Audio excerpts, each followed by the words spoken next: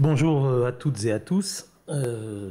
Merci Jean-Michel pour l'invitation, et puis pour ces mots qui tissent un lien fort avec la grâce et tous ces participants présents et les autres.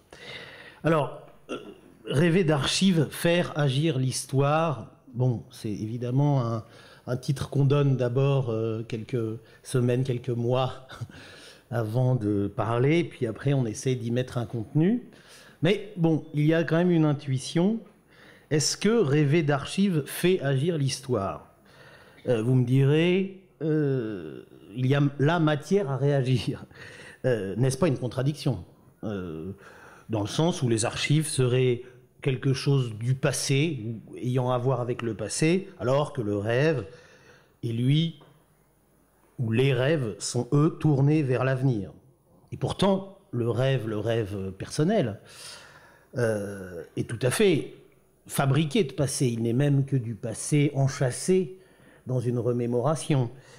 Et quant au rêve collectif, je ne m'aventurerai pas trop sur ce terrain, mais peut-on dire qu'il est véritablement, qu'il parle à partir de l'avenir ou à partir d'un passé magnifié, oublié, et qui, à l'aide bien souvent de prophètes, ou disons d'utopistes, qui tentent d'inventer le futur en bricolant avec des matériaux, et parmi ces matériaux, peut-être qu'on va trouver quelque chose qui ressemble à ce qu'on appelle les archives. Alors, je ne vais pas ici rentrer dans des longues définitions.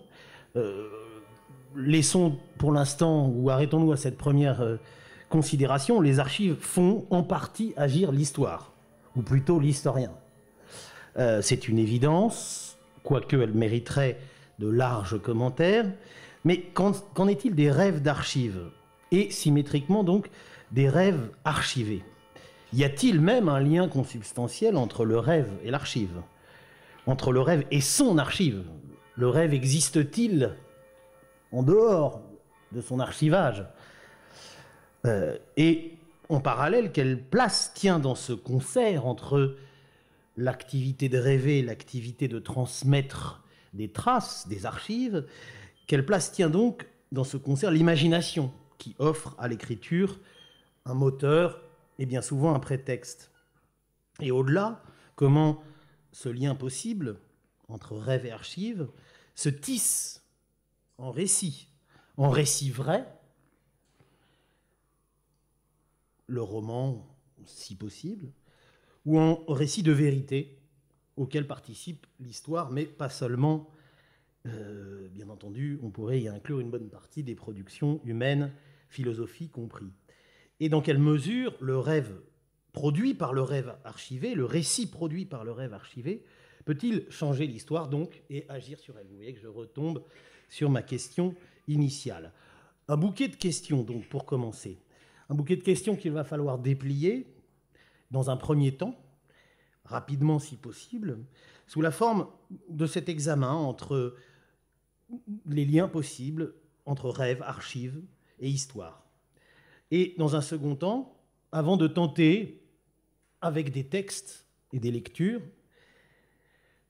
une symbolisation historique de ce lien possible. Et je maintiens bien le mot possible, je ne voudrais pas le refermer. Ce lien possible donc entre le rêve raconté, le rêve rapporté et les archives.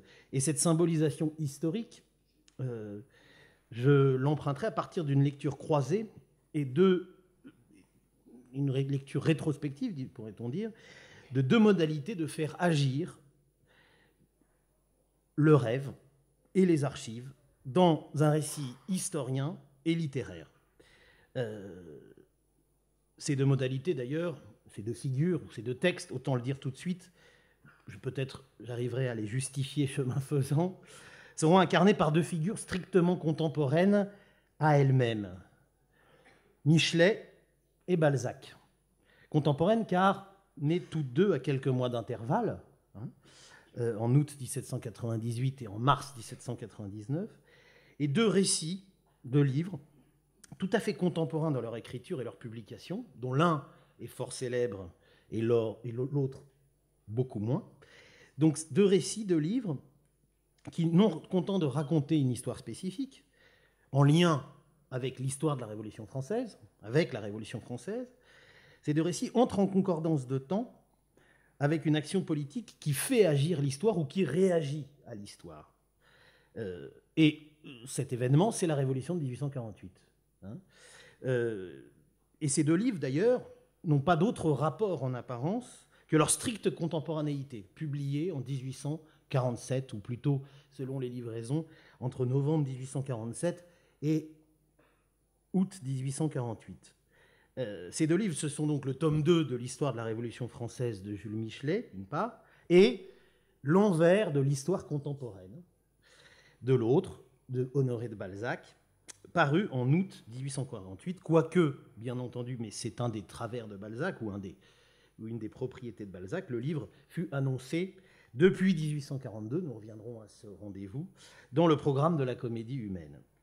C'est peut-être moins surprenant pour Michelet que Balzac que ces 2 livres intègrent le mot « histoire » dans leur titre. Pour Michelet, vous ne l'entendez plus, on ne l'entend plus, Histoire de la Révolution française. Oui, Michelet est historien, donc tous ses livres ou ses grands livres commencent par histoire de quelque chose. C'est peut-être un peu plus surprenant pour le lecteur de Balzac, d'autant, on y reviendra, que l'envers de l'histoire contemporaine est un des textes les moins lus de Balzac. Pourquoi intituler un roman, non seulement avec le mot histoire, mais même l'envers de l'histoire contemporaine, ce qui est tout un programme fondamental. Et en effet, ce qui est le plus surprenant, je le disais, c'est que ce livre, ce roman, est le dernier de Balzac, par ailleurs. Il n'écrira plus après août 1848, il va tomber malade, et il finit, en fait, sans s'en rendre compte, son œuvre là, par cet envers de l'histoire contemporaine.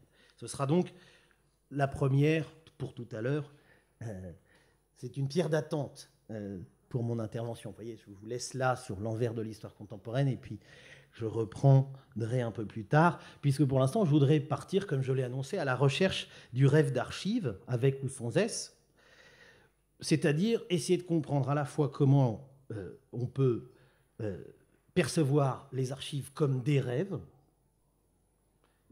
d'historiens notamment, mais pas seulement, et surtout comment le rêve produit ses propres archives. Donc de quelle manière les archives s'articulent au rêve ? Il s'agit donc de rappeler tout d'abord une évidence. Je l'ai dit tout à l'heure, le rêve n'existe pas sans ses archives. L'immatérialité de la pratique du songe, son évanescence même, sa labilité au réveil, chacune et chacun d'entre nous en fait l'expérience au quotidien, peut-être même ceux qui ne rêvent pas, puisqu'il paraît que ça existe. Donc cette labilité suppose un enregistrement pour exister, pour se fixer, plus ou moins automatique, plus ou moins refabriqué, plus ou moins orienté par une pratique d'ailleurs de l'introspection de soi. Et vous voyez donc qu'immédiatement, nous nous retrouvons sur les terrains difficiles de la psychanalyse. Et donc, le récit de rêve pourrait paraître non pas l'archive du rêve, mais le récit précisément recomposé, et comme la promesse, en quelque sorte, d'un dépassement de la simple notation des rêves. Cette notation des rêves, d'ailleurs, a été étudiée historiquement par une historienne, Jacqueline Carrois, dans un livre qui s'appelle « Les Nuits savantes », que vous retrouverez certainement à la librairie, bien entendu, publié donc aux éditions de l'EHESS, un livre savant, mais tout à fait lisible. Donc dans cet ouvrage, elle a étudié l'histoire de la science des rêves, ou la préhistoire plutôt, avant Freud, et surtout à partir de l'histoire de cet enregistrement des rêves, enregistrement qui est à l'origine de cette proto-science des rêves qui préside lointainement à la révolution freudienne, celle de 1895, hein, bien entendu, celle de la parution de l'ouvrage séminal La Traumdeutung, comme on dit, l'interprétation du rêve ou des rêves selon les traductions. Et Jacqueline Carrois nous fait découvrir, en tout cas aux non-spécialistes, un continent de rêveurs et d'archives de rêves antérieures, très antérieures à Freud, et qui remontent à la Révolution française, on va dire, aux années 1800. Et au passage, petite digression rapide, peut-être fausse digression, on peut relever parmi les héros du livre de Jacqueline Carrois, héros exhumés s'il en est, et certains des freudiens les plus érudits le connaissent en général, que le principal précurseur, et je mets ici 10 000 guillemets au terme de précurseur, donc le principal précurseur de Freud au XIXe siècle fut un certain Alfred Maury, né en 1817, il y a tout juste 200 ans. Un érudit et un rêveur. Ce savant, tout à fait polyphonique, parvint à constituer un nocturnal, le terme joli est dû à Jacqueline Carrois, donc l'envers d'un journal. Le journal pour le jour, le nocturnal pour la nuit, donc d'enregistrement des actes. Un nocturnal complet de sa vie onirique entre 1844 et 1878. Donc il a commencé très tôt, et bien avant d'occuper des positions. Et il fit de ce nocturnal la matière d'un livre dont la lecture fut décisive pour Freud. Livre qu'il fit paraître en 1861 en même temps qu'un autre ouvrage consacré aux superstitions populaires. Et il est curieux d'ailleurs de constater que ce livre fait partie aussi de la généalogie des études ethnographiques, comme si les superstitions étaient justement le rêve inconscient de ce qui évidemment on appelle à l'époque le peuple. Or ces deux ouvrages, donc parus en 1860 et 61, l'ouvrage s'appelle Le sommeil et les rêves, vous pourrez le trouver sur Gallica, rencontre un chemin presque hasardeux dans la carrière de Maury, puisque ce Maury va, à ce moment-là, est bibliothécaire de Napoléon III, donc une certaine position, je ne rentre pas dans le détail de sa biographie, mais est-ce un hasard si, quelques années plus tard, il devient, en 1868, directeur des Archives nationales? Ni plus, ni moins. Et ce, pendant 20 ans. Il a même le record de longévité à la tête de cette institution, jusqu'à aujourd'hui y compris. Et à un moment en plus décisif de l'histoire tout court, c'est-à-dire à cheval sur l'Empire et la République, au moment où l'histoire semblait s'arrêter de nouveau, ou du moins se ralentir, de par l'enracinement de cette Troisième République. Et ces deux livres, fin de la digression, ou de la métaphore, lui ont ouvert par ailleurs les portes du Collège de France, en 1862, pour occuper la chaire abandonnée, ou plutôt perdue, par quelqu'un que nous allons retrouver dans mon petit parcours, c'est-à-dire Jules Michelet. En 1852, Michelet est suspendu de sa chaire au Collège de France. Elle est occupée pendant quelques années par divers vacataires, jusqu'à ce qu'en 1862, Alfred Maury restaure la chaire d'histoire et morale jusqu'à sa mort, donc, jusqu'à 1892 même, qui est l'année de sa mort en effet. Et il a superposé d'ailleurs, après d'autres, ces deux fonctions. Et d'ailleurs, Michelet lui-même rêvait de diriger les archives nationales. Un rêve qu'il n'a pas accompli. Cette digression régressive, vous m'en excuserez, à l'image du rêve d'archives que l'on poursuit ici, ouvre donc sur la suite de notre propos une autre pierre d'attente. Le rêveur d'archives, ou l'archiveur de rêve, Maury, est un fantôme de Michelet. Un fantôme au sens propre, au sens technique du terme. Il a occupé la place laissée vacante par Michelet. Un avatar inattendu. Ce n'est pas le sujet, arrêtons là la digression, mais il faut noter au passage ce hasard objectif par sa beauté qu'on aimerait dire convulsive. Oui, rêver et archiver sont bien entendu, ou peut-être par ce personnage, des actes apparentés, des actions potentielles. Car Maury est le premier, toujours en suivant Jacqueline Carrois, véritablement à interroger les allers-retours entre l'état de veille et l'état de sommeil, position du corps comprise. Donc il fait à peu près toutes les expérimentations en se couchant de toutes les manières pour voir quel effet, en fonction des positions du corps, des heures. Pendant 30 ans, il expérimente tous les effets possibles du passage de la veille au sommeil et, plus encore, du sommeil au réveil, bien entendu. Depuis, et avec Freud, il est acquis que ce rêve archivé, dont Maury fut un des premiers illustrateurs, et dont, bien d'ailleurs, au passage, bien souvent, les archives ne se conservent pas, hein, puisque ça vous donne tout de suite une faille dans la notion d'archive. Autant on peut parler d'archives pour celui qui note ses rêves, autant elles deviennent véritablement des archives que si elles sont conservées quelque part. Or, si vous allez à la bibliothèque de l'Institut, où sont conservés les papiers d'Alfred Maury, qui a par ailleurs consacré de longs souvenirs restés inédits, il n'y a pas son nocturnal. Donc ça restera un document d'archives potentiel, rêvé en quelque sorte. Hein, qui mettra la main sur ce journal ou ce nocturnal disparu qu'il a peut-être lui-même fait disparaître. Bien. Donc, quelque part d'ailleurs, ce nocturnal était peut-être l'équivalent, pour Freud, des fameuses lettres à Fliss, qu'il a récupéré, cette correspondance avec son confident des premiers temps, et qu'il présentait lui-même comme sa propre auto-analyse. Hein. Et comme vous le savez sans doute, c'est une belle histoire qu'on ne peut pas manquer de raconter en passant. Marie Bonaparte a réussi à racheter ces lettres beaucoup plus tard, les a offertes à Freud, qui les a fait en grande partie disparaître. Donc on a les lettres de Fliss, mais nous n'avons pas les lettres de Freud à Fliss. Donc un manque, une lacune entre l'archive comme enregistrement et l'archive comme transmission. Dit autrement, tout cela revient à interroger les effets prospectifs du regard rétrospectif. Et donc, en quelque sorte, à investir la fonction réellement agissante de l'analyse. Et c'est sur ce chemin-là que nous allons rencontrer, dans un instant, Jacques Derrida et son mal d'archive, qui informe si puissamment aujourd'hui la pensée de l'archive, sinon des archives, à défaut d'influencer l'action des archivistes. Je le dis évidemment tout de suite.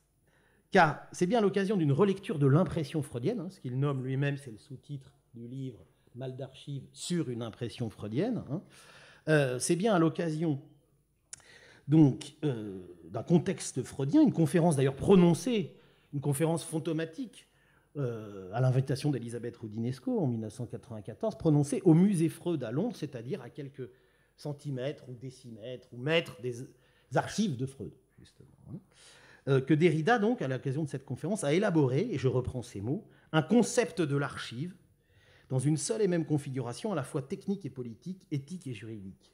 Au fond, il est, on ne s'en rend pas bien compte, à ce moment-là, un des premiers philosophes estampillés philosophes à aller aussi loin dans l'élaboration du concept. D'autres avant lui, Paul Ricoeur, Michel Foucault, je ne vais pas décliner, Jacques Rancière, ont abordé la question de l'archive ou des archives, dans le domaine français, tout du moins. Mais lui, il est allé assez loin, on peut le dire, même si ce texte n'est pas forcément le plus connu de ces textes. Et précisément, Derrida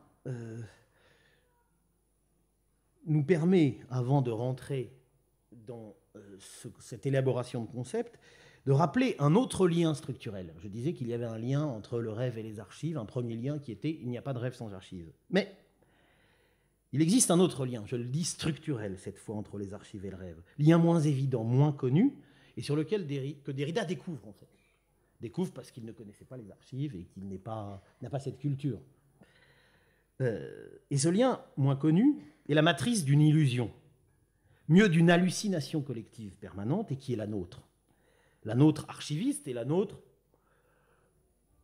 être humain qui s'archivons, puisque, comme le dit Michel Melot, nous sommes tous des archivistes. Nous avons tous, au moment de la mort ou avant elle, cette question de savoir quelle trace restera, de papier, de facture, de tout ce qu'on veut. Bref. Donc l'action archivistique en France, notamment, c'est-à-dire l'effort, l'action officielle, l'action légale, c'est-à-dire l'effort qui consiste à conserver et à transmettre, dans une longue durée présumée, qui confine en principe à la conservation définitive, et en fait conservation pérenne, donc qui confine à cette conservation l'archivage, ce que tel ou tel organisme ou telle personne a déjà conservé pour son propre usage temporaire, au service d'une action, écriture comprise, l'écriture n'est qu'une action parmi d'autres, donc, eh bien, cette action, qui est une action qui fait Voilà, il y a des gens qui travaillent pour. Bon. Cette action sociale et politique repose en réalité sur une utopie. Un rêve tout à fait fonctionnaliste et mimétique de la réalité dédoublée. Michel Melot, qui lui est bibliothécaire, il est à la retraite aujourd'hui, nous rappelle comment Borges se moque de la carte du monde qui serait à l'échelle 1. Et il enchaîne en disant, finalement, les historiens ont à peu près la même utopie, puisqu'ils pensent que les archives reflètent la réalité. Simplement, ils ne le disent pas. Alors les historiens, les archivistes, bien entendu, ici, mêlés dans ce même rêve que les archives seraient une réalité différée, une réalité dédoublée, et plus encore représentative d'un passé en train de se faire, qui n'est pas encore le présent, ou qui participe du présent, et qui surtout sera le passé du futur.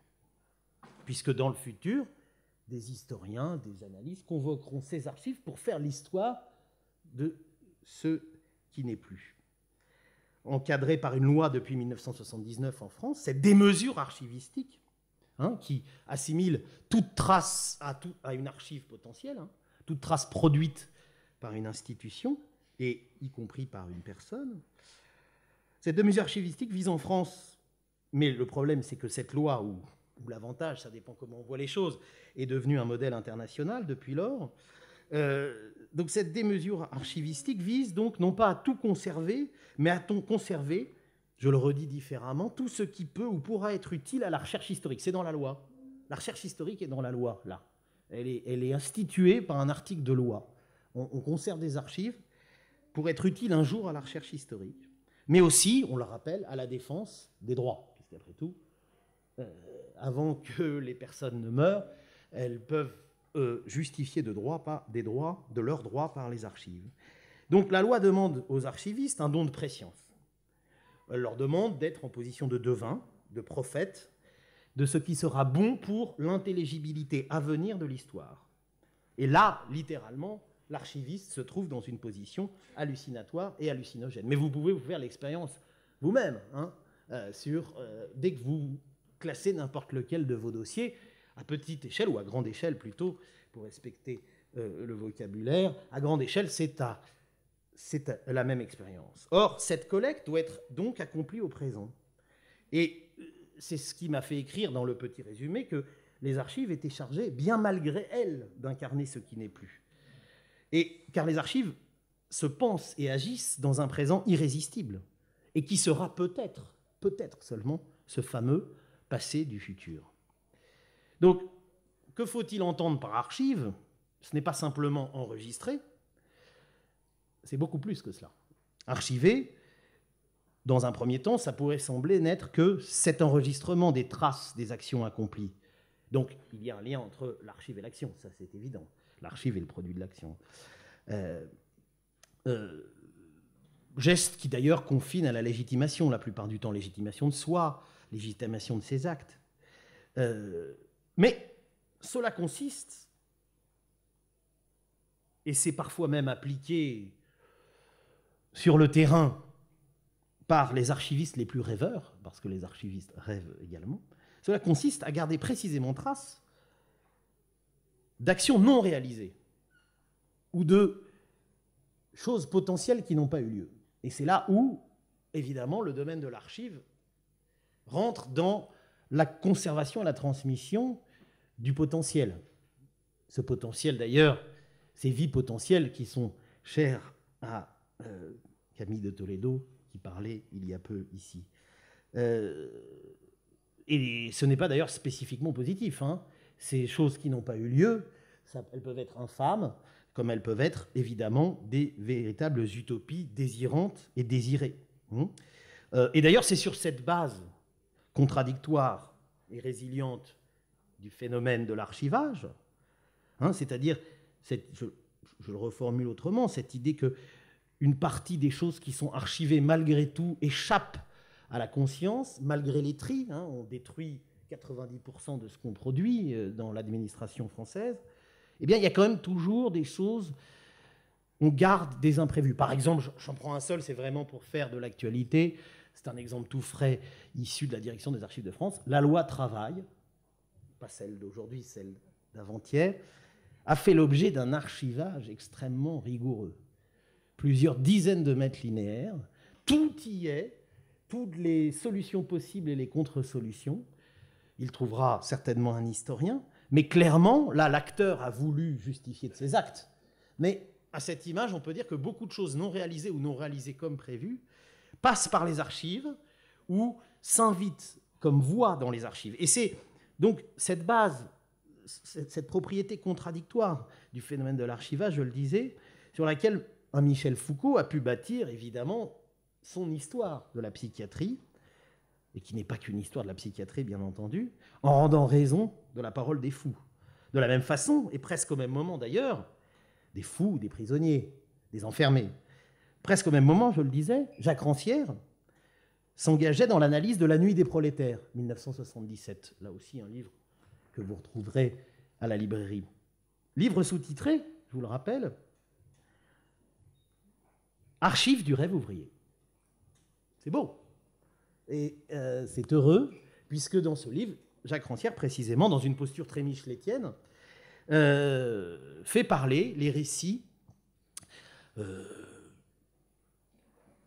du peuple, publiés dans des revues plus ou moins confidentielles des années 1830, 1840, de ce moment, justement, qui est celui du socialisme et de l'utopie d'une nouvelle société. Depuis lors, l'idée que les archives font ressurgir ou peuvent faire ressurgir la parole des oubliés ou des vaincus de l'histoire est devenue une idée banale. Arlette Farge, dans Le Compagnonnage de Foucault, l'a montré à travers de nombreux livres. Et nous verrons plus tard, dans cet aller-retour, dans un moment, qu'il s'agit en fait d'un retour tardif à une intuition, bien entendu, mise en œuvre et en acte au XIXe siècle.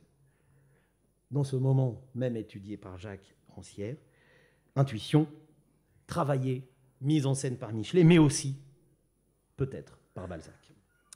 Donc, dans un rapport à la fois séparé et ancillaire, les archives avec un grand A sont instituées comme patrimoine collectif et pas simplement comme notation quotidienne.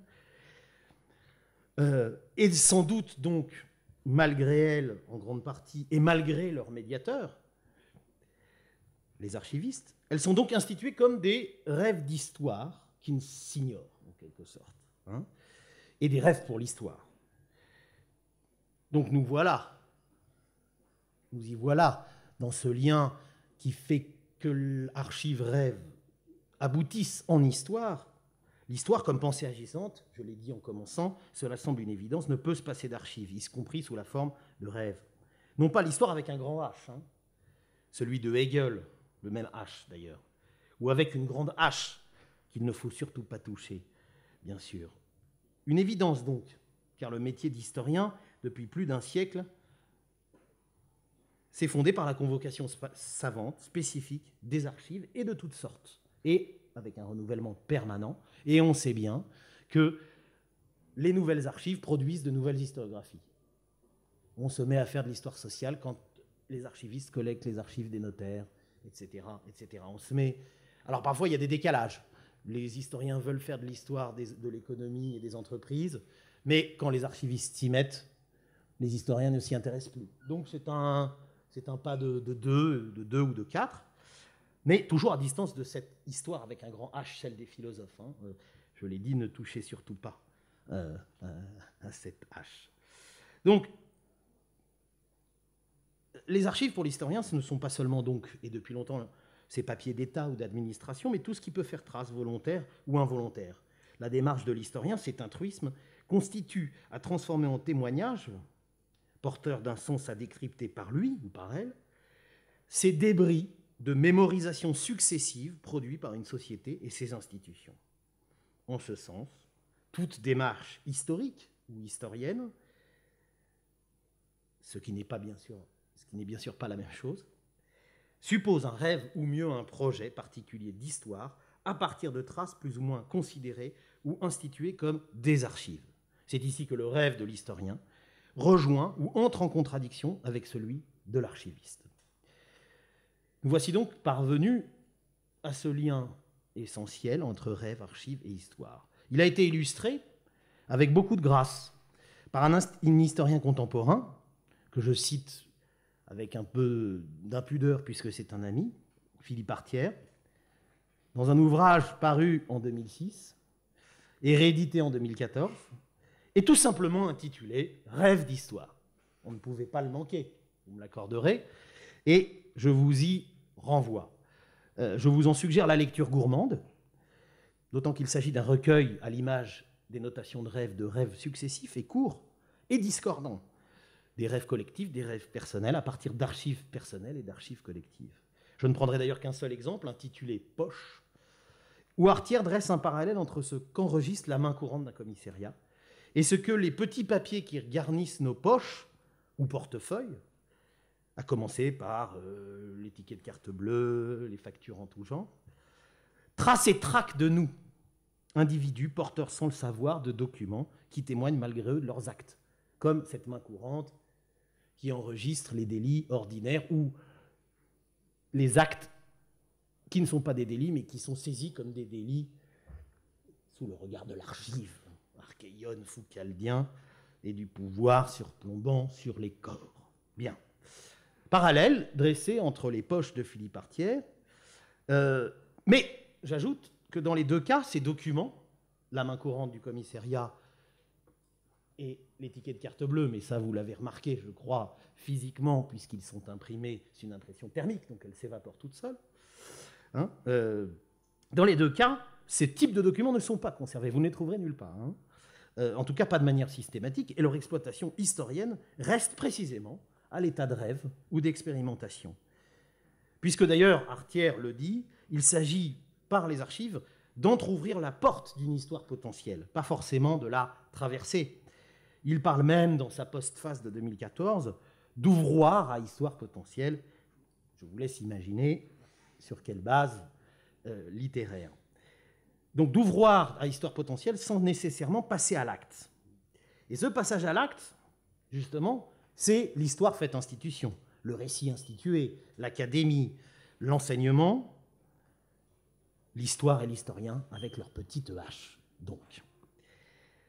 Et aujourd'hui, on ne peut pas, une fois avoir fait ce parcours, disons, non pas théorique, mais méthodique, dans les articulations entre archives, rêves et histoire, revenons donc, pour terminer ce premier temps, à Derrida, qui entend, non pas dire ce que sera l'histoire demain, mais entend interroger la possibilité même de l'histoire à partir de la condition de ce qu'il appelle l'archivation, pour ne pas dire l'archivage, parce que ce serait trop technique. Hein.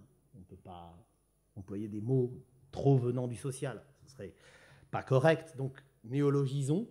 Donc, l'archivation, moi je dirais l'archivage. Donc, à partir des conditions de cet archivage contemporain, et qui n'est pas de tout celui dans lequel nous, là, que nous soyons de quelques âges que nous sommes, qui n'est pas du tout attendu, c'est-à-dire l'archivage numérique.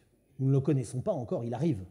On ne sait pas de quoi il est fait, et précisément, ce qu'annonce Derrida, et il le voit de manière très précoce, puisqu'il écrit en 1994, c'est l'absence d'archives, ou disons, le mal d'archives.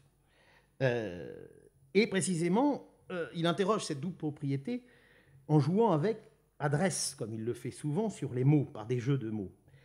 Il diagnostique donc un mal d'archives contemporain qui ne peut se passer de la question des archives du mal. Évidemment, oui, puisque là, Derrida est à la fin de son parcours, enfin, disons que c'est un penseur mûr à ce moment-là, en 1994, et il revient sans cesse à cette question essentielle, bien entendu, qui est le soleil noir du XXe siècle, la catastrophe, la Shoah, le génocide, l'anéantissement, avant tout des traces de l'anéantissement, bien entendu. Puisque le génocide, c'est aussi le génocide des archives du génocide. Hein. C'est d'ailleurs très important aujourd'hui dans le droit international, cette réflexion. Et donc, le texte de Derrida, sa prise de parole en 1994, Il l'évoque d'ailleurs dans son prière d'insérer dès la première phrase, les désastres qui marquent cette fin de millénaire, ce sont aussi des archives du mal, dissimulées ou détruites, interdites, détournées, refoulées. Donc, mal d'archives, réversible en archives du mal, ou plutôt archives du mal qui commandent le mal d'archives. Alors, c'est quoi ce mal d'archives? Parlons-en. Bon, en effet, il repose, je vais y revenir dans un instant, sur la dématérialisation, le monde virtuel, le fait que on confond l'enregistrement tout azimut et infini avec ce qui se conserve de cet enregistrement. Je n'ai pas tellement besoin de développer, vous voyez ce qui se passe tous les jours dans les médias, dans les fausses rumeurs de la guerre ou du terrorisme, c'est-à-dire la surproduction de l'information démultipliée qui interdit non seulement la discrimination de l'information, mais surtout repose sur un support numérique immatériel dont on ne sait absolument pas encore comment on va le conserver plus de 10 ans. Et alors, a fortiori, plus de 50 ans. Alors que, bien entendu, toutes les personnes qui ont imaginé les archives jusqu'à aujourd'hui, les archives comme institution, s'appuyaient sur le parchemin et le papier, l'encre, justement. D'où l'importance, dans le sous-titre de Derrida, de l'impression freudienne. C'est la question de l'inscription, de l'incision. Et il va aussi inscrire la circoncision dans ce triptyque, dans ce livre, qui est mise à mal. C'est l'absence d'inscription du monde numérique. Le monde numérique n'est pas inscrit. Il vole dans le cloud. Je ne sais pas où il est. Il est quelque part, bien sûr. Et en arrière-plan, l'ombre. Cette ombre des archives de la Shoah qui constitue l'horizon limite de toute réflexion contemporaine sur les archives. Que faut-il en faire? Il en est d'ailleurs de même pour toutes les archives infâmes de tous les régimes de persécution, tous les régimes totalitaires. Faut-il les détruire? Non, bien entendu. Mais comment parvenir à les conserver? Comment garder la trace de cette inhumanité jusqu'à la sacraliser? La preuve même de la solution finale, Christian Ingrao me le rappelait récemment dans une conversation très informelle, a-t-elle été archivée? Était-elle archivable? Bien sûr que non. Ou peut-être que oui. On en revient aux traces indirectes, à une autre façon fétichiste de rêver l'archive plus banale de l'archive secrète. C'est-à-dire cette archive qui existerait quelque part et qui prouverait le complot, le Da Vinci Code et toutes les paranoïas possibles. Combien d'historiens, me disait Ingrao, ont-ils rêvé ou cauchemardé de recomposer rationnellement la folie meurtrière de la solution finale et de son enchaînement? Et ce n'est pas fini. À ce propos, et quant aux archives du mal, on peut retenir de ce mal absolu qu'est la Shoah, on peut retenir deux cas, deux images. Le dossier personnel de Himmler, qui a été retrouvé dans une série d'archives tout à fait ordinaires, précisément, en l'occurrence les archives de la mutuelle des fonctionnaires, des hauts fonctionnaires de l'État nazi, archives qui auraient tout à fait pu disparaître si on avait appliqué des règles archivistiques contemporaines, dans ces 90% qui sont détruits au quotidien, et dans lequel était contenu un indice décisif de l'ordre d'extermination des Juifs. Et c'est une découverte récente, puisqu'évidemment, par définition, le document était pas là où on pouvait s'y attendre. Un rêve qui se transforme en cauchemar. Et cet indice, d'ailleurs, n'était que très indirect. Autre cas, les propos analytiques de Koselleck, que j'ai eu envie de convoquer, entre autres parce qu'il a écrit un livre qui s'appelle « Le futur passé », et que j'ai essayé d'inverser cette proposition en parlant de passé du futur.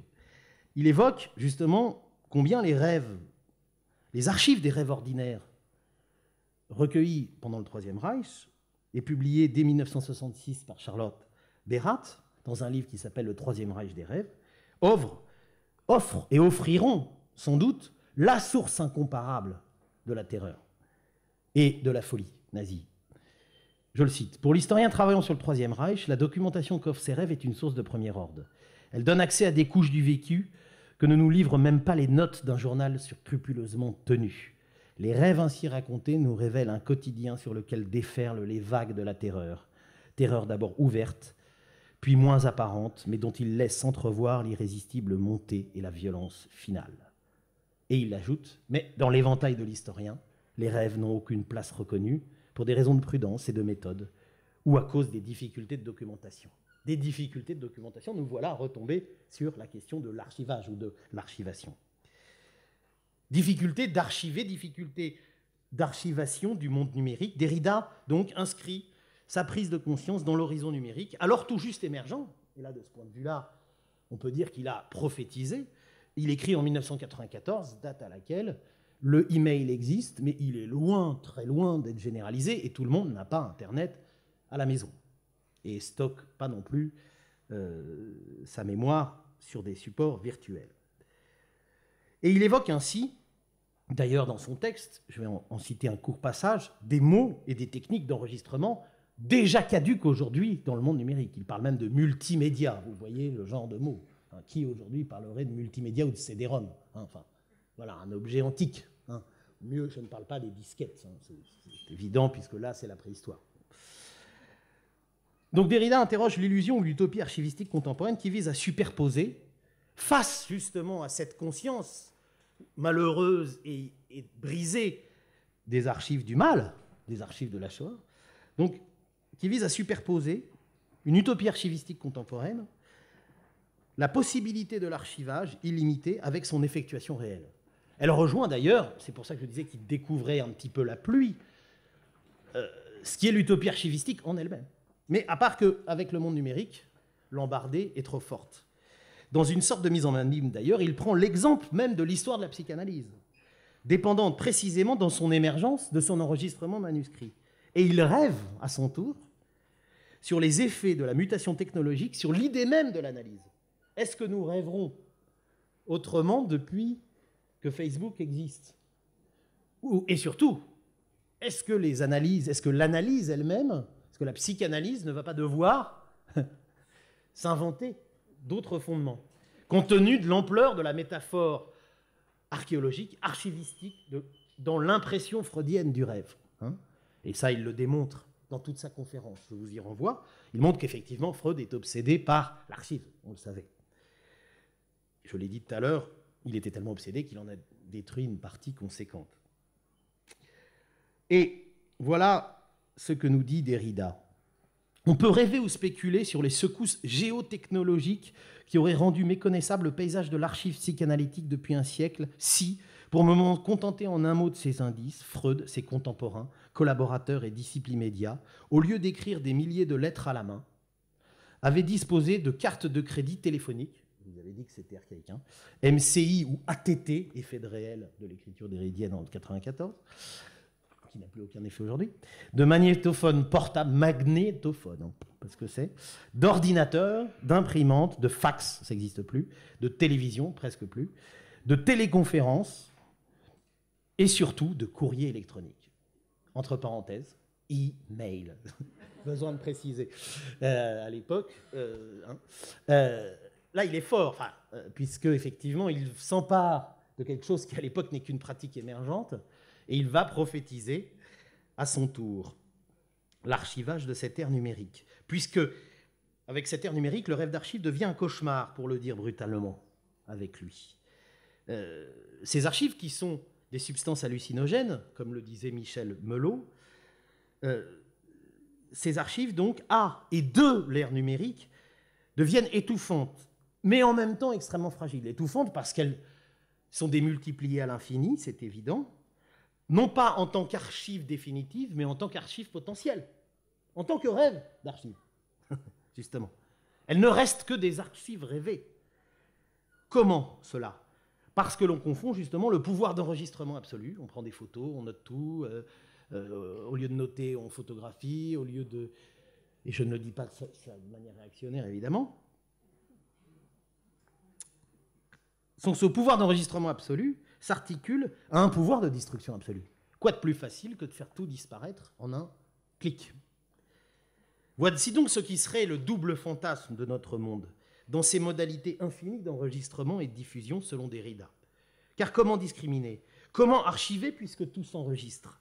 Et se donne l'illusion d'une conservation perpétuelle par l'effet éminemment présentiste de l'accessibilité immédiate, par cette interconnexion informatique des ondes de toutes les mémoires, à commencer par les nôtres propres, sur nos iPhones, nos smartphones.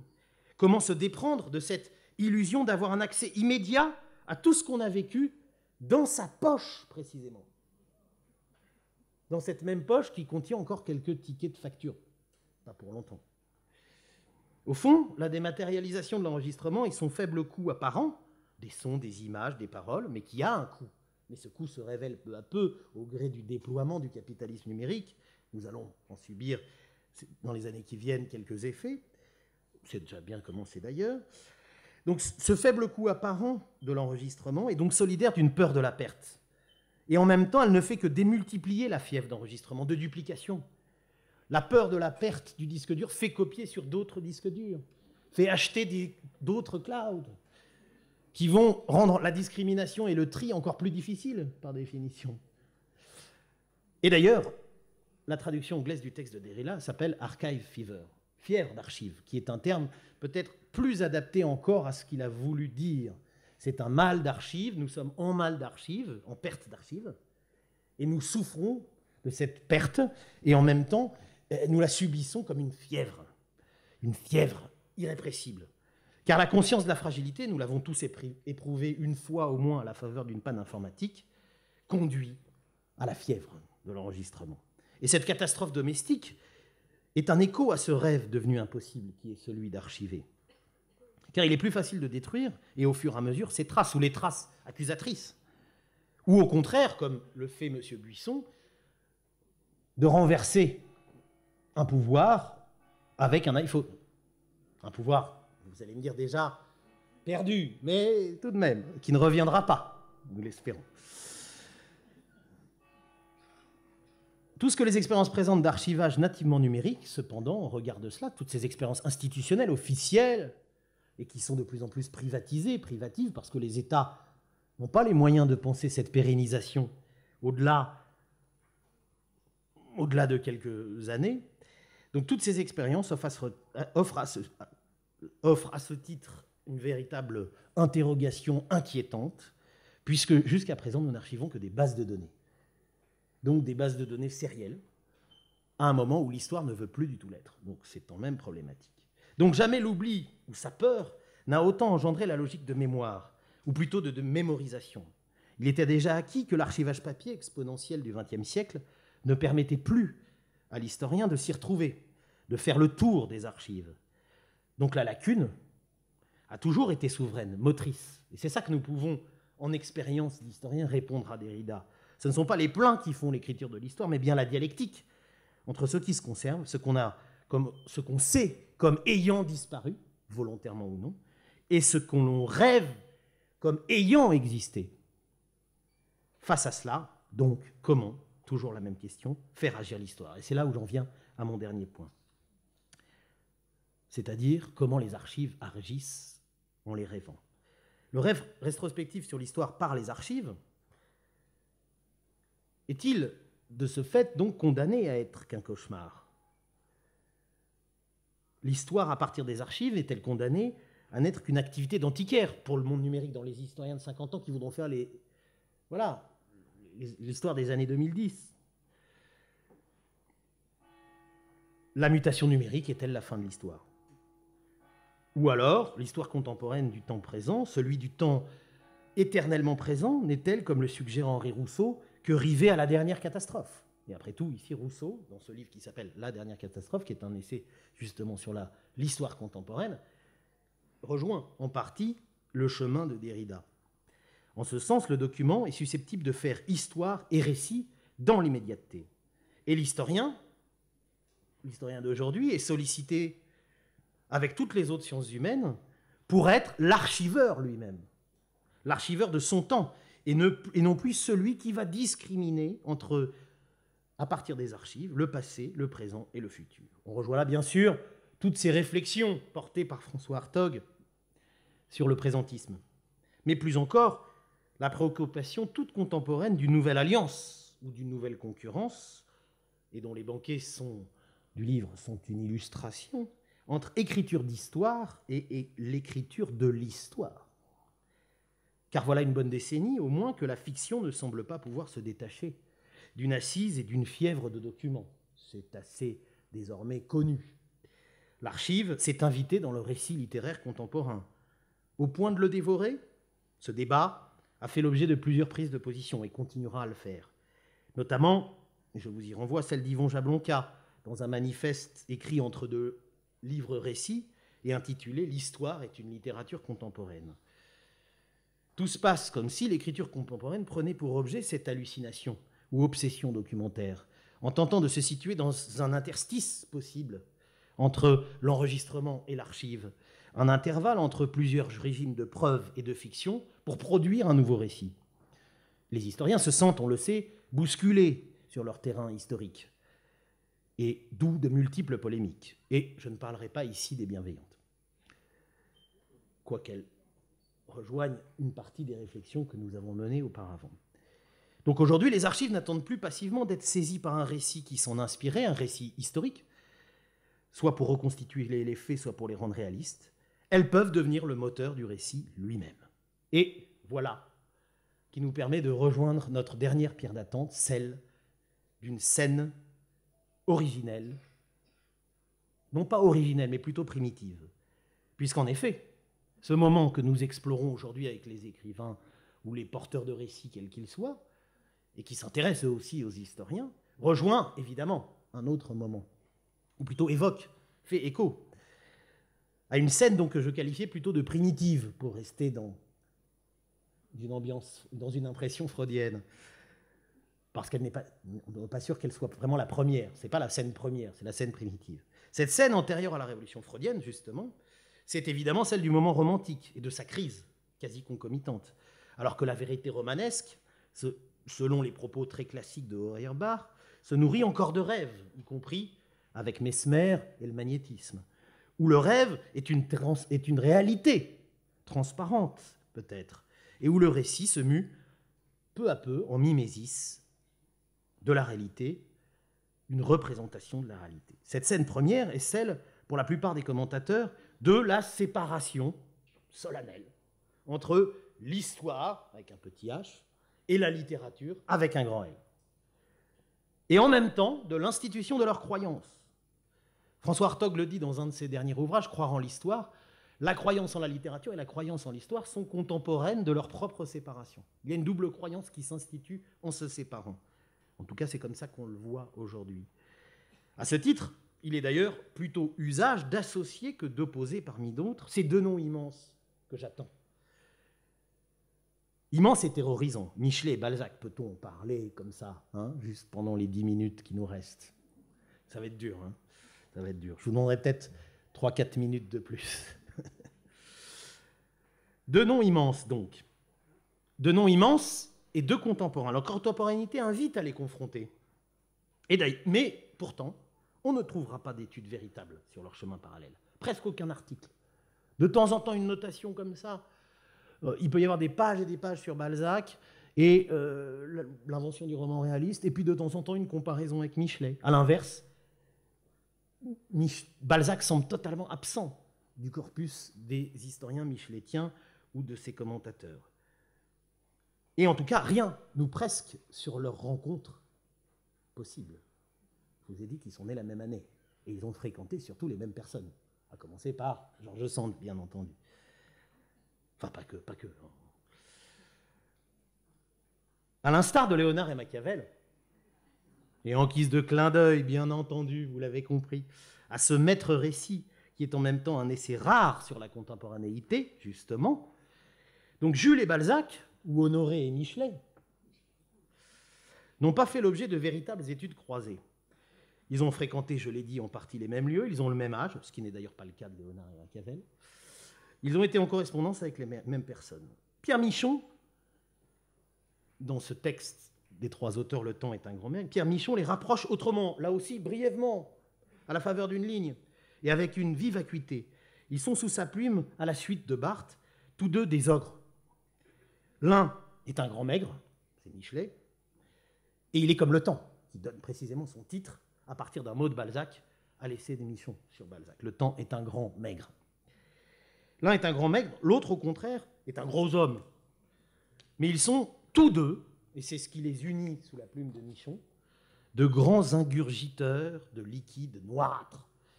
Le sang noir des morts pour Michelet, le café pour Balzac. Ce qui, vous me l'accorderez, est une modeste conjonction. Hein, d'autant que le sang noir des morts est quand même difficile à se procurer. Alors, Michelet et Balzac, même combat, rien n'est moins sûr.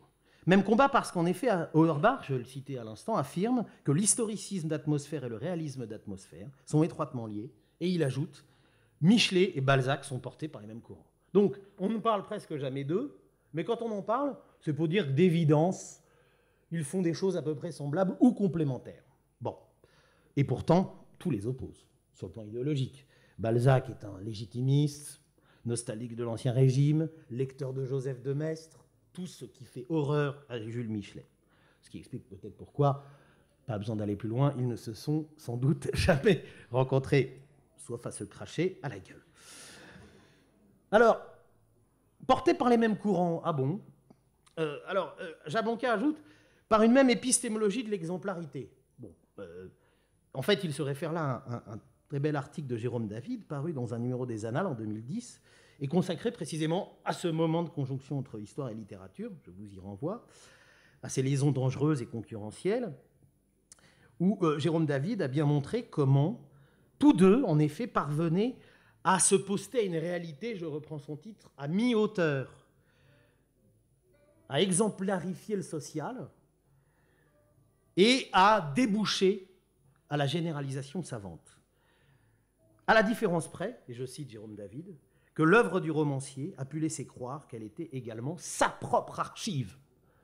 Et à ce moment-là, Jérôme David est incroyablement juste, puisque si on se regarde le plan des archives personnelles des deux, moi c'est mon point de vue, qu'est-ce qu'elles nous disent? Tout les oppose plus que jamais. Michelet a conservé tout, ou plutôt été obsédé par la conservation des traces génétiques de son œuvre personnelle, là où il a fallu aux collectionneurs, comme le fameux Lovenjoul, chercher dans les poubelles des imprimeurs les épreuves corrigées qui font aujourd'hui les archives de Balzac.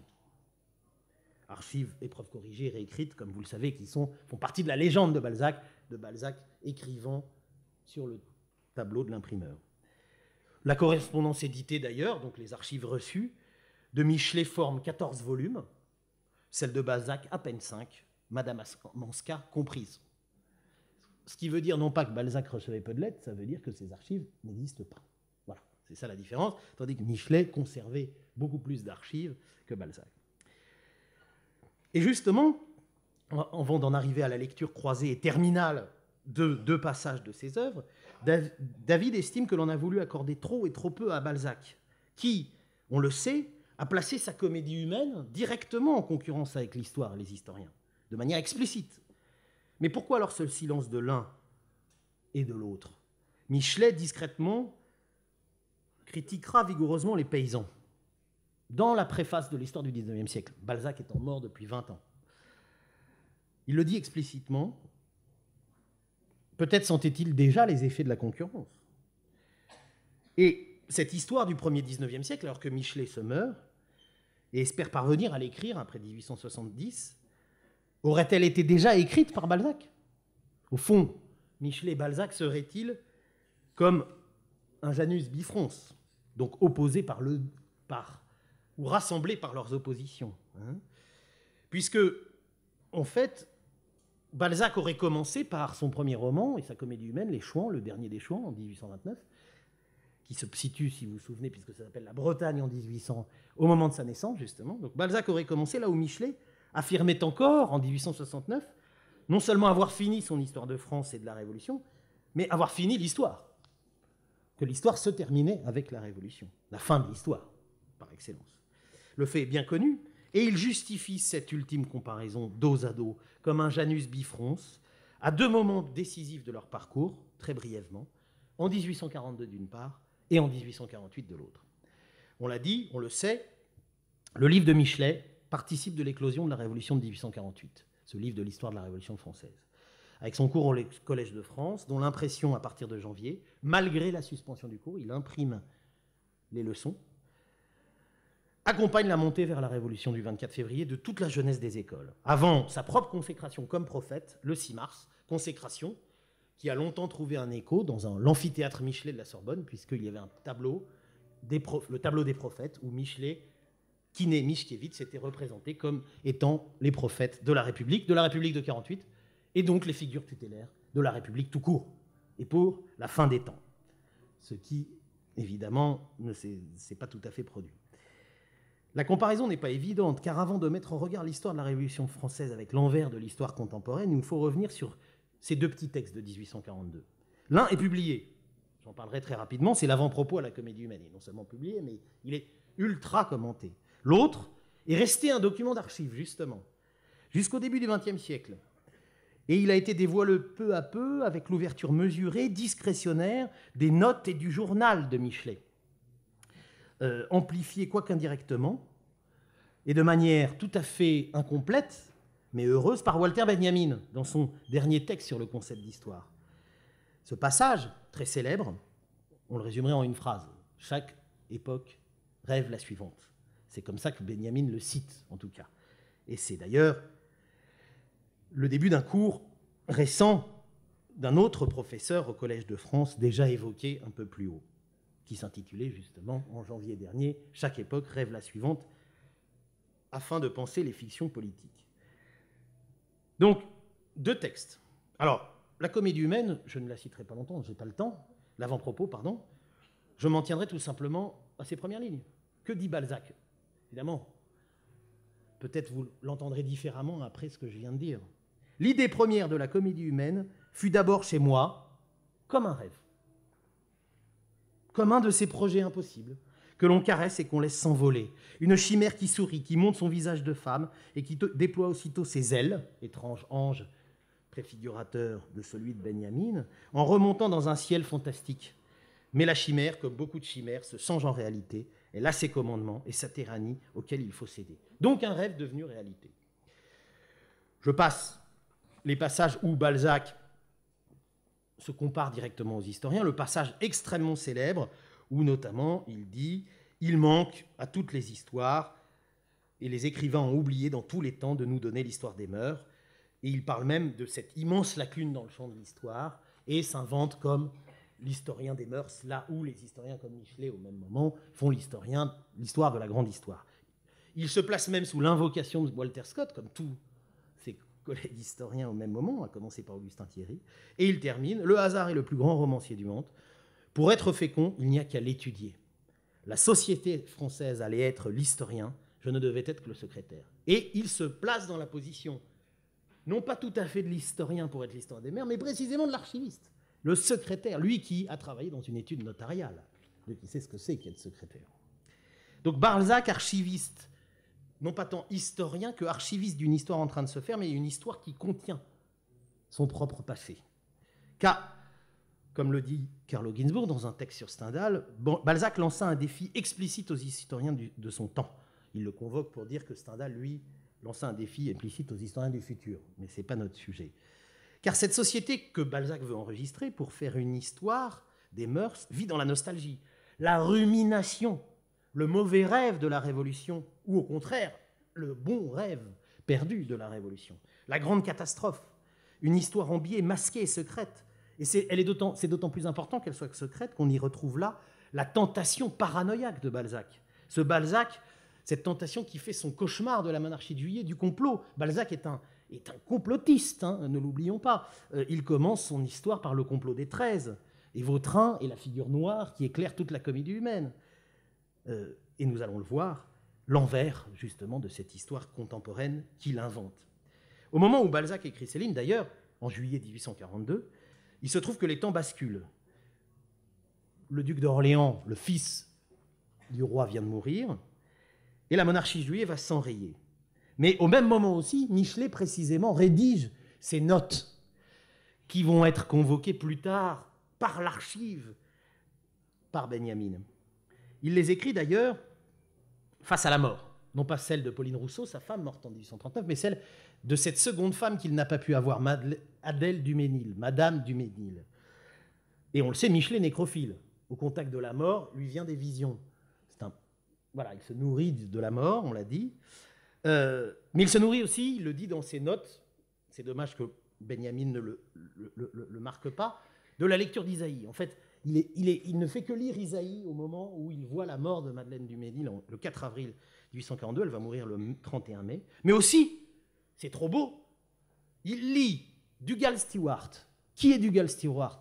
Eh bien, figurez-vous, je retrouve là Jacqueline Carrois, puisque son livre commence par la mention de Dugald Stewart, 1808, de la philosophie de l'esprit. C'est le premier philosophe à avoir clairement intégré les rêves dans la réflexion philosophique comme association d'idées. Donc, Michelet, lui aussi, s'intéresse différemment aux rêves. Lui aussi, bien entendu, rêve, puisqu'il traverse d'autant plus face à cette mort une véritable crise de vocation et de conscience. Cette crise mystique, on le sait, lui fait rompre avec le Moyen-Âge et va lui faire enfanter la Renaissance.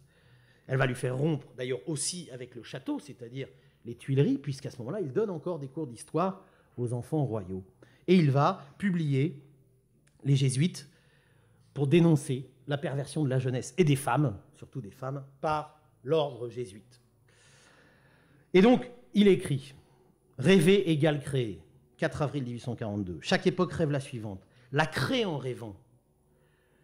Hier, assis près de son lit, je l'ai vu faire effort pour ouvrir les yeux. Donc, il contemple le cadavre venant, le cadavre déjà là, mais pas tout à fait. Donc, le passé déjà devenu avenir, la mort de Madame du Mesnil. Je compris pour la première fois, et c'est important, la partie intermédiaire du jugement de Michel-Ange, du jugement dernier, qu'il cite régulièrement, cet effet de songe laborieux par lequel nous nous soulevons de la nuit au jour, de la mort à la vie. Et c'est là qu'il lance cette phrase. Chaque époque, probablement, rêve ainsi aux époques suivantes, donc la citation à comparaître totale est celle-ci, mais, il ajoute, elle n'en parle guère. Et tout est là. Ne pouvant même nommer les objets inconnus, indicibles qui lui apparaissent. Donc là, Michelet, en quelque sorte, je ne dis pas qu'il invente l'inconscient, mais enfin, un petit peu quand même. Hein. Bon, à sa manière, à sa sauce, à son bricolage mystique, puisque tout est perclus, je l'ai dit, d'Isaïe, de prophètes, et il donne aux prophètes de l'ancienne alliance cette fonction, justement, des prophéties non exprimées, qu'il appelle aussi des provisions tacites. Prévisions tacites qu'il s'agit de débusquer, donc des rêves non exprimés, non archivés ou archivés indirectement. Donc voilà comment, en fait, Balzac en 1842 et Michelet en 1842, au même moment, rêvent différemment. Balzac rêve de son monde qu'il accouche par le rhizome de la comédie humaine, et Michelet rêve tout simplement d'être le prophète. Le Navi, c'est toujours lui qui parle, ce croque-mort des empires, toujours dans les mêmes notes du même jour, cet homme détesté qui emporte au désert le passé et par ce biais a la capacité de faire advenir l'avenir. Car Joseph, Flavius Joseph, toujours lui qui parle, Michelet, dit que le soin d'enregistrer les choses passées était confié aux grands prêtres et aux prophètes. Donc, le sacerdoce de l'archiviste et la vocation du prophète se rejoignent. Et que Michelet va évidemment ramener du passé, vous le savez, ce sont la voix des morts, la voix des vaincus.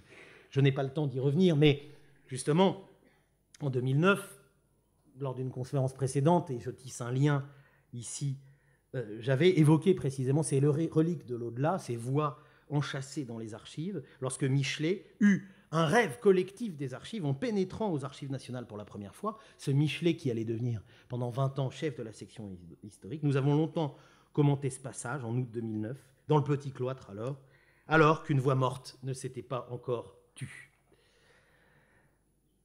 Nous vaincrons car nous sommes la mort, et vous le savez, cette vision, inspirée du jugement de Michel-Ange justement, je ne m'attardais pas à m'apercevoir dans le silence apparent de ces galeries qu'il y avait un mouvement, un murmure qui n'était pas de la mort. Et donc, ce n'est pas le souffle froid des archives et le rêve à partir de ce souffle, que les archives reviennent au jour, se réveillent les morts, sortent du rêve qu'est la mort, puisqu'après tout, dans la mystique, on attend le Sheol. Donc, quelque part, on dort en mourant. Et à mesure que je soufflais sur leur poussière, je les voyais se soulever, ils tiraient du sépulcre, qui la main, qui la tête, comme dans le jugement dernier de Michel-Ange, etc. Donc, En 1942, Michelet articule ces deux prophéties, la prophétie de l'avenir et le rêve du passé par les archives. Et évidemment, ça va donner l'histoire de la Révolution française, tout simplement, qui va se nourrir des archives, mais pas tellement. Rancière l'avait très bien vu, puisque Michelet va faire parler les archives, mais parler à leur place aussi. Ce passage, vous le connaissez sans doute, il a été abondamment cité par Jacques Rancière dans les Noms de l'Histoire. C'est ce passage dit de la fête de la Fédération. J'en lis juste un mot pour le plaisir avant de vous quitter avec Balzac. Véritable monument de la fraternité décente, et là il parle des procès-verbaux de la fête de la Fédération, acte informe mais spontané, inspiré de la France, vous resterez à jamais pour témoigner du cœur de nos pères, de leur transport, quand pour la première fois, ils virent la face 3 fois aimée de la patrie. J'ai retrouvé tout cela, entier, brûlant comme d'hier, au bout de 60 années, quand j'ai récemment ouvert ces papiers, donc il se met en scène consultant les archives, que peu de gens avaient lus. Là, on pourrait dire que c'est quasiment la scène primitive de l'historien. À la première ouverture, je fus saisi de respect, je ressentis une chose singulière, etc. Le détail matériel les a fort préoccupés. Et là, il décrit les cahiers. Il montre qu'ils ont des rubans tricolores, comme des lettres d'amour, comme les manuscrits de Rousseau, de la Julie de Rousseau. Et il achève, les voix sont diverses encore, puisque ces procès-verbaux sont des voix contenues d'un rêve de fédération qui finalement s'échouera sur la terreur et pas seulement. Les voix sont diverses encore, mais elles s'accordent si bien qu'elles ont l'air de partir d'un même lieu, d'une même poitrine. Le temps a péri, l'espace a péri, ces deux conditions matérielles auxquelles la vie est soumise. Étrange vita nuova qui commence pour la France, sous-entendu avec ses procès-verbaux, éminemment spirituel, et qui fait de toute sa révolution une sorte de rêve, tantôt ravissant et tantôt terrible. Elle a ignoré l'espace et le temps. Et c'est ce double rêve qu'au même moment, Balzac met en récit. Puisqu'en effet, Rancière a très bien montré qu'en fait, Michelet, une fois avoir convoqué ses papiers, prenait la place du peuple et parlait à sa place. Puisque justement, il confond l'analyse des archives et la parole du prophète. Il va parler en prophète du peuple à la place du peuple. C'est ce qui vaut évidemment un problème. Mais au même moment où ce livre paraît le 15 novembre 1847, Balzac, déjà malade, achève de rédiger précisément, c'est un hasard magnifique, son dernier texte, L'envers de l'histoire contemporaine. Il est en Ukraine. Il ne va rentrer qu'en février 1848, comme par hasard d'ailleurs, exactement 14 jours avant la Révolution. Révolution qui va achever de le démolir. Il achève justement ce texte faussement prémonitoire, L'Initié, qui est le deuxième volet d'un ouvrage annoncé dès 1842, L'envers de l'histoire contemporaine. Ce texte, et j'en termine par là, est mal aimé des Balzaciens. Pourquoi ? Parce que ce ne serait plus du Balzac. Et pourquoi ?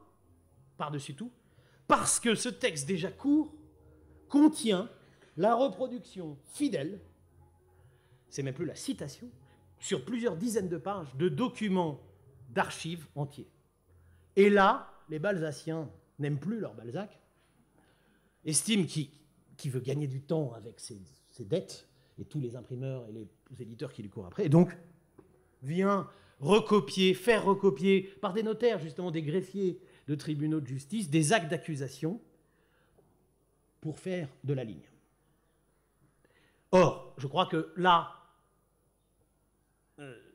il y a eu une erreur de point de vue monumentale. Parce que fait Balzac en insérant en effet, à un moment crucial de ce récit, un document d'archives complet, à savoir l'acte d'accusation d'une bande de chouans. Alors, vous le noterez au passage, Balzac termine là où il a commencé. Il réécrit les chouans, il les a déjà d'ailleurs réécrits avec Une ténébreuse affaire, et dans les 3 cas, il s'inspire du même corpus de documents. Ça, la critique de Maurice Regard, dans les années 50, l'avait montré. Donc il a écrit au moins 3 fois la même histoire, qui est sa première histoire et sa dernière histoire.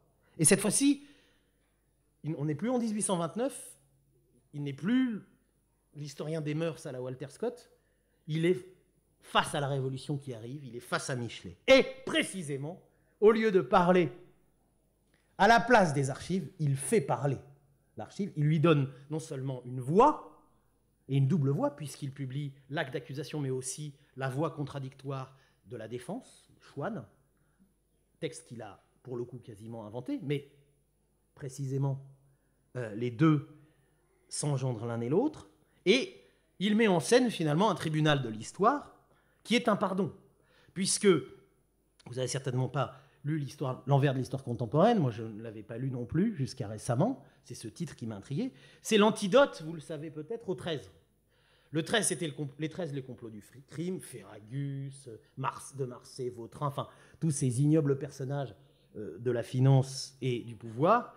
Et là, c'est le complot de la charité, puisque l'envers de l'histoire contemporaine, et c'est pour ça d'ailleurs qu'on l'aime peu en général, met en scène des dévots au chevet de Notre-Dame, des vieux dévots issus de la Révolution, des vieux chouans perdus, qui ont fondé une société fraternelle, les Frères de la Consolation, visant à instaurer la charité dans le monde.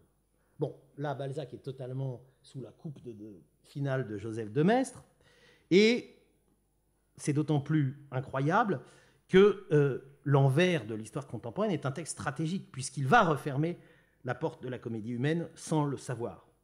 Et effectivement, c'est là où on est en droit de s'interroger pour finir. Au fond, que fait Balzac? Je l'ai dit, il fait beaucoup mieux, ou il fait à la place de Michelet. Et je n'ai pas le temps de le citer, mais il va même très loin, puisqu'il se commente citant ou mettant en scène cet acte d'accusation. Parce que cet acte d'accusation dans le texte n'est pas juste une pièce justificative.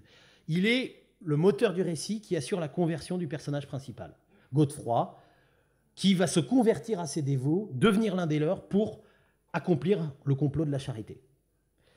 Et en effet, en plus, Godefroy lit, figurez-vous, ce document qu'on lui remet entre les mains, cet acte d'accusation, le lit la nuit, en rêve.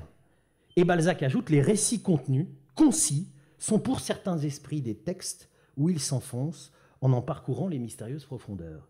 Et il ajoute même que ces récits ont parfois plus de poids que tous les drames et tous les romans. Donc, ils nous disent ce que nous dit la littérature contemporaine. La fiction, elle est dans l'archive. Il n'est pas besoin de faire semblant de la mimer. Il vaut mieux la débusquer, la traquer. Et effectivement, le produit de cette lecture de conversion fait que Godefroy devient l'initié et révèle l'envers de l'histoire contemporaine. Puisque la lecture de ces documents, donc ces documents agissent, deviennent histoire agissante, fait que Godefroy, je cite toujours Balzac, rêva du dernier supplice tel que le médecin Guillotin l'a fait dans un but de philanthropie. À travers les chaudes vapeurs d'un cauchemar, il entrevit une jeune femme belle, exaltée, subissant. Et il voyait toujours sur ce fond ténébreux de Chouans des gens de la campagne. Il était dans les Chouans. Donc, au fond, il devient, en fait, ce que Balzac met en scène là, c'est Michelet lui-même, sans le dire. C'est-à-dire quelqu'un, le Michelet de 1833, celui qui, à partir de la vision d'un document d'archives, la vision matérielle, rêve l'histoire, l'engendre, la vie, tout simplement la vie. Et donc, c'est cette vie qui nous donne notre conclusion, mes derniers mots. Cet aveu, parce que, en effet, Balzac, ici, n'invente pas seulement en quelque sorte, l'expression d'histoire contemporaine, parce qu'on l'a montré depuis, bien que ce soit encore assez mal assis, Balzac, dès 1829, est l'auteur de l'expression l'histoire contemporaine. Il avait ouvert les Chouans comme cela, en affirmant, c'est les premières lignes des Chouans, son premier roman assumé, première ligne qui commençait tout simplement ainsi, excusez-moi, dans cette partie la plus délicate, je la connais en fait, et la plus grave de l'histoire contemporaine. Or, le mot histoire contemporaine existait, mais pas comme un article essentialisé. On disait une histoire contemporaine. On disait une page d'histoire contemporaine, d'histoire contemporaine. Mais qu'est-ce que donc l'histoire contemporaine? Eh bien, c'est précisément ce qu'invente là Balzac face à Michelet. Alors que Michelet, lui, intervient dans l'histoire contemporaine, engendre la révolution, fait que son rêve d'archives prophétiques devient l'histoire. Mais l'histoire agissante, l'histoire de la révolution engendre une seconde révolution. Et c'est toute notre mythologie historique qui se trouve enchâssée là. Balzac invente tout autre chose, non pas le présent rêvant l'avenir par le passé, mais bien l'histoire d'un passé rêvant son futur. Selon des conceptions, évidemment, radicalement différentes, car Balzac et cela a été montré par une Balzacienne comme Aude Desruelles, n'a pas du tout une conception du temps historique. Il a une conception du temps archéologique. Pour lui, on n'accède au passé que par le présent. Il est en fait, véritablement, cette forme préfiguratrice de Croce disant « il n'y a d'histoire que contemporaine ». Le passé n'existe pas vraiment. Il est fait de... le passé n'existe pas vraiment. Le présent n'est fait que de passé sédimenté, incrusté, qu'il s'agit ou non de dévoiler. Et c'est ainsi que, à l'envers de Michelet, à l'envers de l'histoire contemporaine agissante de Michelet, Balzac rêve une nouvelle façon savante de concevoir le statut de l'archive comme un élément de l'histoire contemporaine, une action agissante. Alors que Michelet en rêve l'histoire, la charge de rêve, pour qu'elle se démultiplie, Balzac contresigne sa comédie, son drame, en donnant par une archive la révélation de l'envers de l'histoire. Les historiens, quelques années plus tard, qui vont professionnaliser l'histoire, qui vont s'emparer donc des archives pour en faire une matière résonante et probante, sont-ils davantage les épigones de Michelet ou de Balzac? Je vous remercie.